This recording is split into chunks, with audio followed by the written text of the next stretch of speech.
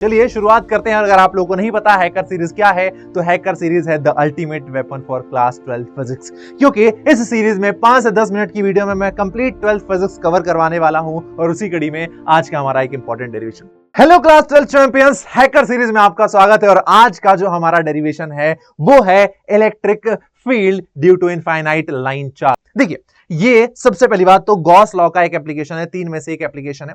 यहां पर हमारे पास एक लाइन चार्ज है, मतलब एक वायर है, एक वायर है जो कि इनफाइनाइट लेंथ का है। उस पर कुछ चार्जेस हमने दे रखे हैं, हमने कुछ उसको चार्ज दे रखा है, और हमें क्या करना है, फाइंड करना है उस इनफाइनाइट लेंथ के वायर की वजह से इलेक्ट्रिक फील्ड। अब इलेक्ट्रिक फील्ड फाइंड आउट करने के लिए देखिए हमें क्या करना पड़ेगा, उसके आसपास एक गॉसियन सरफेस बनाना पड़ेगा। अब एक लाइन चार्ज के आसपास जो गॉसियन सरफेस होगा वो जाहिर सी बात है कि स्फीयर नहीं होगा, वो एक सिलेंडर होगा जो कि उस लाइन चार्ज को कवर कर ले, उसको कवर कर ले, जो कि एक सिलेंडर होगा। तो मैंने क्या किया, इसके आसपास एक गॉसियन सरफेस बना दिया, एक सिलेंडर बना दिया, जिसका मैंने जो लेंथ है वो मान लिया है L, जिसका लेंथ मैंने मान लिया है L।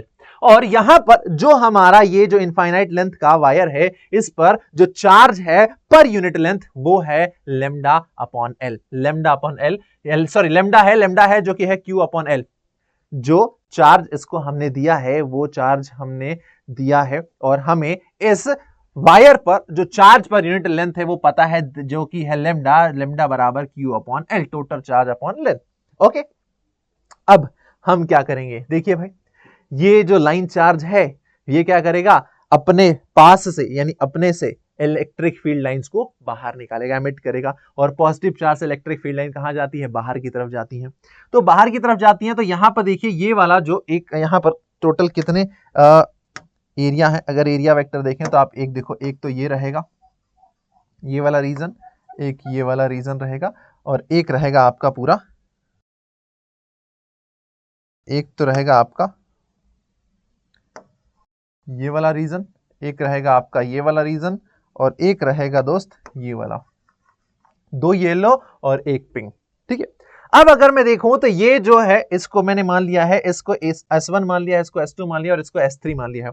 बट ध्यान देने वाली बात है कि ये वाला जो एरिया वेक्टर होगा और जो इलेक्ट्रिक फील्ड है, इन दोनों के बीच में जो एंगल है वो कैसा होगा, वो होगा 90 डिग्री, यानी परपेंडिकुलर है। क्योंकि देखो ये सिलेंडर का बेस है, सिलेंडर का बेस है। जैसे मैं इस बॉटल को देखूं, इस बॉटल को, तो यहां से एरिया वेक्टर की डायरेक्शन नीचे की तरफ है, और जो मेरा इलेक्ट्रिक फील्ड उसकी डायरेक्शन ये रही, इलेक्ट्रिक फील्ड की डायरेक्शन ये रही, एरिया वेक्टर की डायरेक्शन नीचे की रही, दोनों के बीच में जो एंगल है वो 90 डिग्री है।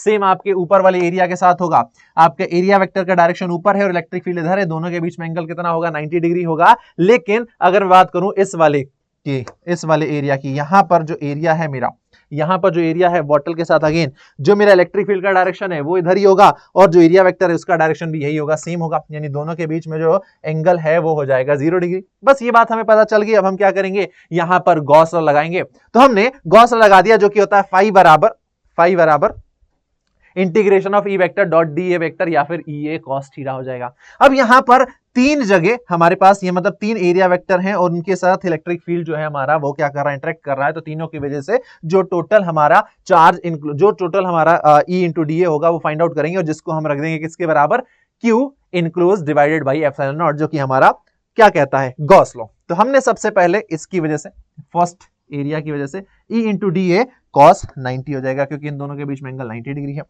फिर इस S2 की वजह से हम निकालेंगे तो E into D A cos 90 हो जाएगा, और इस S3 की वजह से निकालेंगे तो E into D A cos 0 हो जाएगा। कॉस 90 0 होता है, कॉस 90 0 होता है, तो ये दोनों 0 हो जाएंगे, ये 0 हो गया, ये 0 हो गया, और कॉस 0 1 होता है, तो ये हो जाएगा सीधे E into D S, E into D S.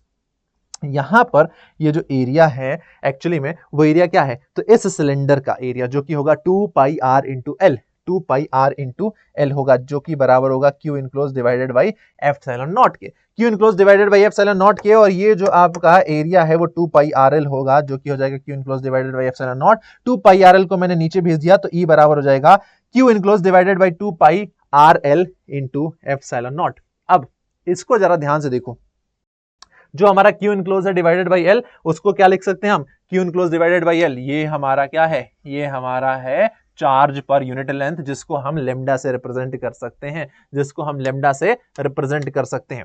तो हमारा जो इलेक्ट्रिक फील्ड का फॉर्मूला है वो हो जाएगा E बराबर lambda upon 2 pi r epsilon naught. अगर इसको चेंज करना चाहें तो हम क्या कर सकते हैं, ऊपर 2 का मल्टीप्लाई करेंगे, नीचे 2 का मल्टीप्लाई करेंगे। जब मैं इसमें ऊपर 2 का मल्टीप्लाई कर दूंगा और नीचे 2 का मल्टीप्लाई कर दूंगा तो 2 2 जा 4 पाई एप्सिलॉन नॉट हो जाएगा, 4 पाई एप्सिलॉन नॉट हो जाएगा। तो बस वही कर दिया मैंने, ऊपर 2 का मल्टीप्लाई नीचे 2 का।